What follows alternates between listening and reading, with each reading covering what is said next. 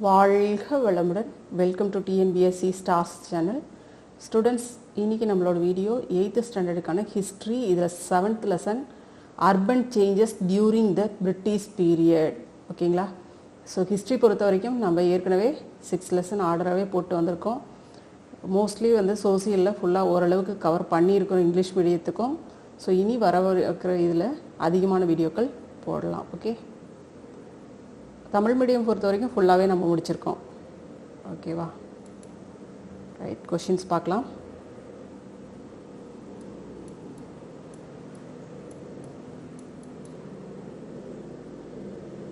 Choose the correct answer பாருங்கள்.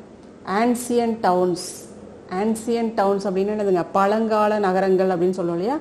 அந்த மாதிரி பழங்கால நகரங்கள் ஆரம்ப காலகட்டங்களில் எது நகரங்களாக இருந்தது அப்படின்னு பார்த்தோம்னா Harappa and Mohenjo-daro.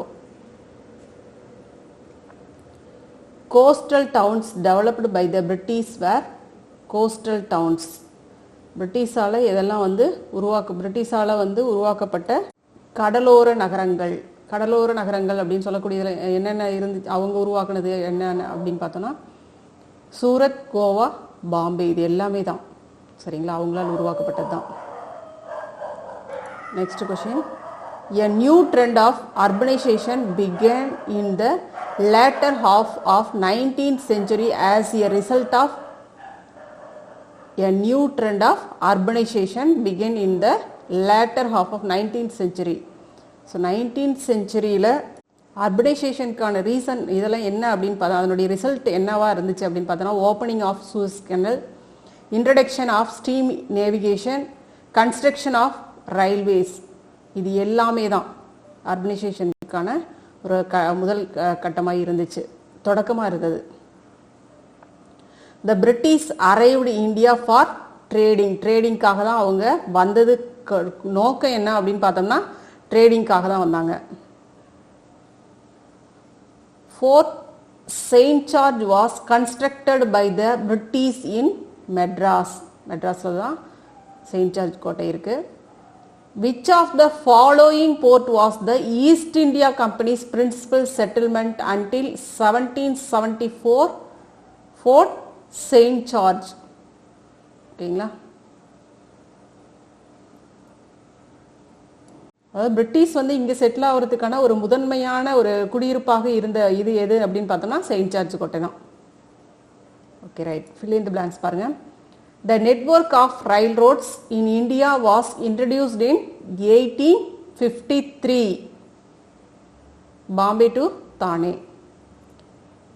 Ribbon rightly regarded as the father of local self-government in India. The Government of India Act of 1919 introduced diarchy in the province. ஓகேங்களா? டயார்கி அதாவது இரட்டை ஆட்சி அப்படிங்கிறது உருவாக்குனாங்க இல்லையா? அதுதான். Sir Josiah Child was responsible for the formation of the corporation. So இது உருவாகிறதுக்கு காரணமாக இருந்தவர் யாருங்க? Sir Josiah Child. ஓகேவா? Francis Day and Andrew Cogan got permission to establish a factory cum trading post at Madras Patnam in 1639. So இவங்க தான் தொழிற்சாலையோட சேர்ந்து ட்ரேடிங்கும் factory come trading இது உருவாகிறதுக்கு பர்மிஷன் வாங்கினது எப்போ அப்படின்னு பார்த்தோம்னா அமைக்கிறதுக்கான பர்மிஷன் வாங்கினது எப்போ அப்படின்னு பார்த்தோம்னா 1639 வாங்கினாங்க. யார் அப்படின்னு பார்த்தோன்னா Francis Day and Andrew கோகன்.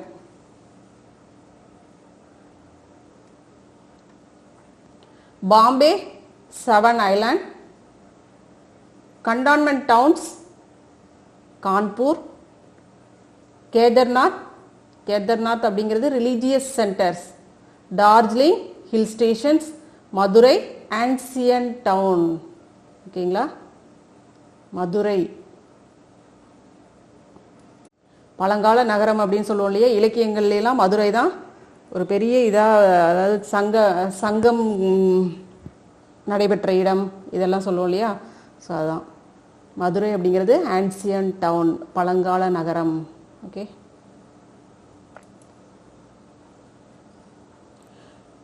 True or false பாருங்க. Towns flourished since prehistoric times in India. True தான். அதாவது வரலாற்றுக்கு முந்தைய காலங்களிலிருந்தே நகரமயமாதல், சிந்து சமவெளி நாகரிகம் இதெல்லாம் பார்த்துருப்போம்.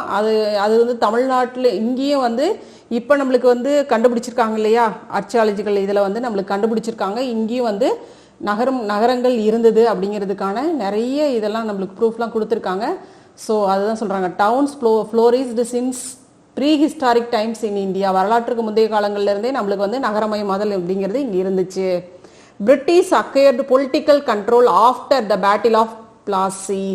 ஸோ பிளாசி போர் அப்படின்னு பார்த்தோம்னா பிரிட்டிஷ்க்கு வந்து மிக முக்கியமான ஒரு இது காலகட்டம் அப்படின்னு சொல்லலாம். அதுக்கப்புறம் தான் இவங்க வந்து இங்கே வந்து ஃபுல்லாக ஆக்குபை பண்ண ஆரம்பித்தாங்க. அவங்க வந்து தன்னுடைய உரிமைகள் எல்லாமே எஸ்டாப்ளிஷ் பண்ண ஆரம்பித்தாங்க, கண்ட்ரோல் பண்ணாங்க எல்லாத்தையுமே.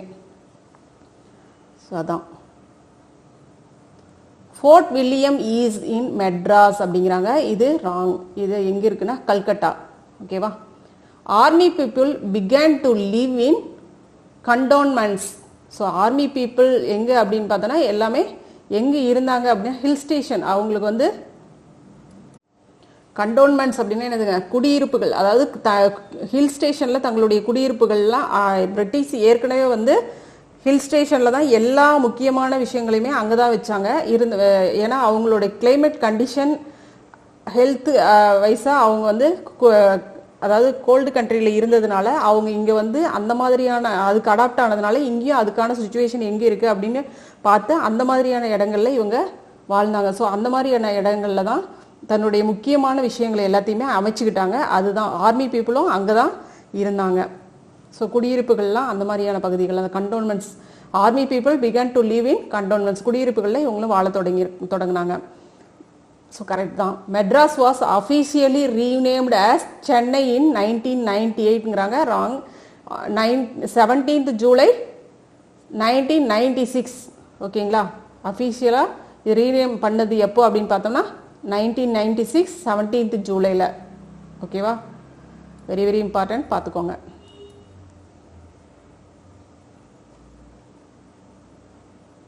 அசர்ஷன் ரீசனிங் பாருங்க. India became the agricultural colony of Britain.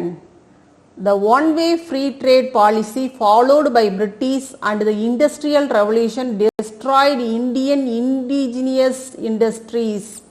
So என்னதுங்க, இந்தியா பார்த்தோன்னா பிரிட்டிஷனுடைய அக்ரிகல்ச்சரல் காலனியாவே மாறிடுச்சு. ஓகேவா. ஸோ அது மட்டும் இல்லை, இதில் வந்து பார்த்தோன்னா ரீசன் என்ன சொல்கிறாங்க, இவங்களுடைய அந்த ஃப்ரீ ட்ரேட் பாலிசி இருக்கு இல்லையா, அது வந்து இங்கே இருக்கிற தொழில்கள் இந்திய தொழிற்கொள்கை, இந்திய வேளாண்மை எல்லாத்தையுமே பேசிக்காக வந்து எல்லாத்தையுமே வந்து டெஸ்ட்ராய் பண்ணிருச்சு இவங்களுடைய இதெல்லாம்.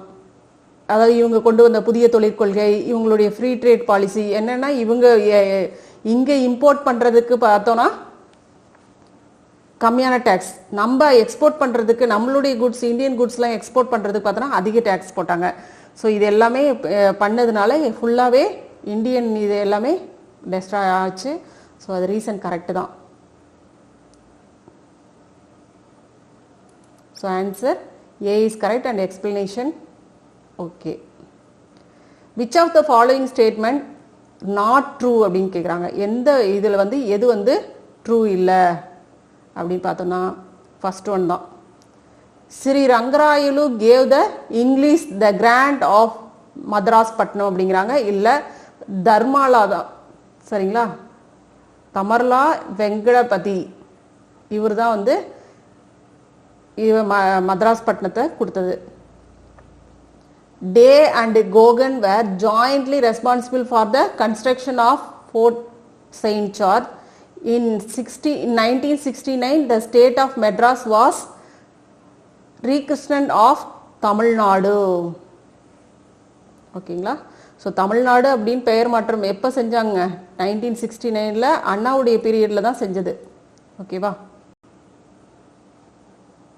ஸோ ஆன்சர் நம்மளுக்கு 1 தான். இது மட்டும் தான் ராங், மற்றது எல்லாமே okay correct.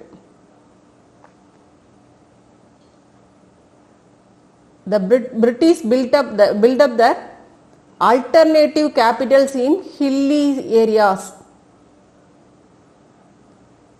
They found the Indian summer inhospitable.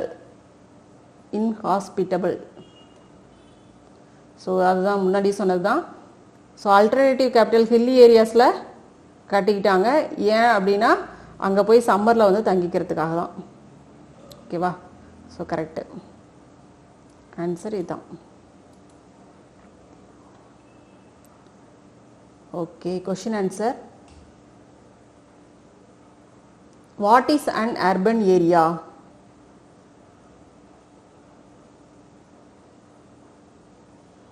Okay, question answer நம்ம நெக்ஸ்ட் வீடியோவில் பார்க்கலாம். Okay, thank you.